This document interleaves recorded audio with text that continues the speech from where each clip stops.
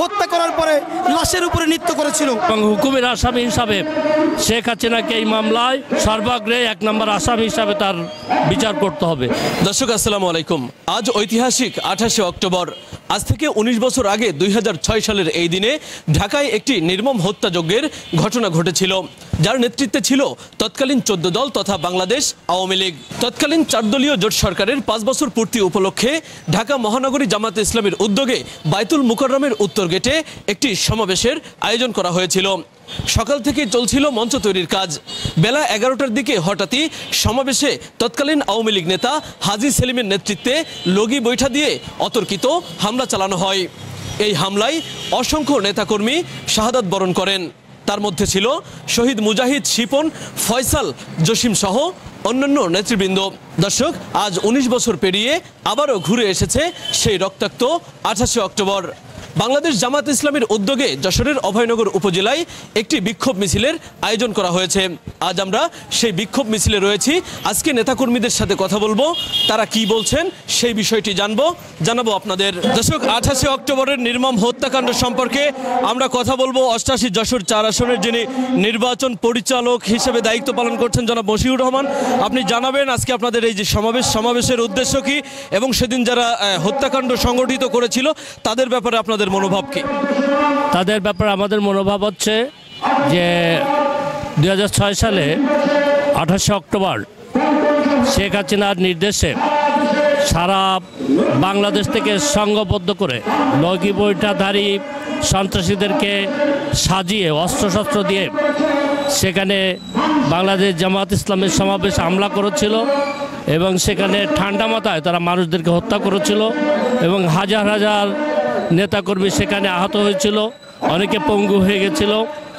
যারা মারার পরে তাদেরকে টেনে এসে লাশগুলো টেনে এসে এক জায়গায় নিয়ে চারিধারে নৃত্য করেছিল এবং লাশের পরে লাফালাফি করেছিল এবং সাপের মতো মানুষকে পিটিয়ে পিটিয়ে হত্যা করেছিল তারা।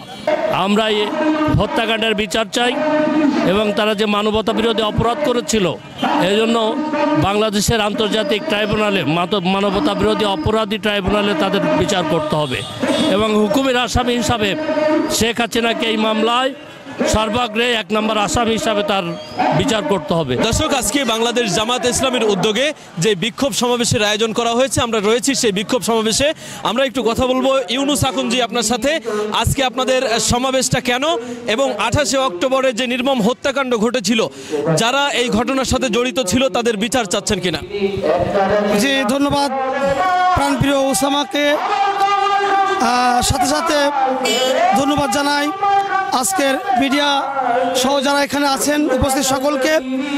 আপনি জানেন বিগত 2006 সালের 28শে অক্টোবর তৎকালীন যারা ফ্যাসিস্ট এই বাংলাদেশে সৃষ্টি করেছিল সেই খুনি হাসিনা কর্তৃক তার পেটুয়া বাহিনী, তার ছাত্রলীগ বাহিনী দ্বারা বাংলাদেশ জামাত ইসলামী এবং ছাত্র সংগঠন ইসলামী ছাত্র শিবিরের উপরে নির্মম হত্যাকাণ্ড চালিয়েছিল। লগি বইটা দিয়ে আপনারা দেখেছেন আমাদের মুজাহিদ নামের এক ভাইকে তারা হত্যা করার পরে লাশের উপরে নৃত্য করেছিল। আজকে সেই বর্বর হত্যাকাণ্ডকে আমরা অন্তর দিয়ে ধিক্কার জানাই, বাংলাদেশের আপামর জনসাধারণ ধিক্কার জানাই।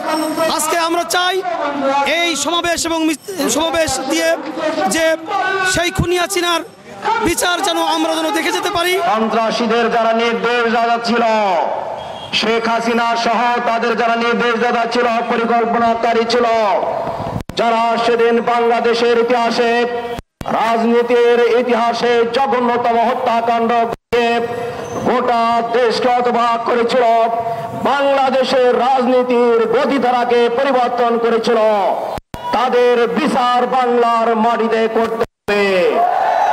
এতক্ষণ ধরে বাংলাদেশ জামায়াত ইসলামীর যে বিক্ষোভ সমাবেশটি ছিল সেটি শেষ হয়েছে। এখন আপনারা দেখতে পাচ্ছেন বিক্ষোভ মিছিল যশোর খুলনা মহাসড়ক প্রদক্ষিণ করবে।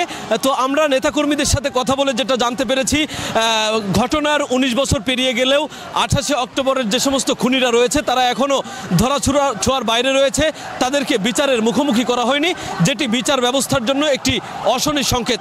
তো নেতাকর্মীরা মনে করছেন আগামী দিনে এই 28শে অক্টোবরের খুনিদের বিচারের আওতায় আনা হবে হবে এবং তাদেরকে শাস্তির মুখোমুখি করা হবে, এমনটাই সকলের প্রত্যাশা। তাওহিদ হাসান ওসামা, খবর অভয়নগর। আপনি কি শিশু ও কিডনি রোগের বিশেষজ্ঞ ডাক্তার খুঁজছেন? তাহলে আর দেরি না করে আজই যোগাযোগ করুন ইউনিক ডায়াগনস্টিক অ্যান্ড কনসালটেশন সেন্টারে। এখানে নিয়মিত রোগী দেখছেন ডাক্তার মোহাম্মদ আওরঙ্গজেব, গাজী প্লাজা, সরকারি হাসপাতাল রোড, নওপাড়া, অভয়নগর, যশোর।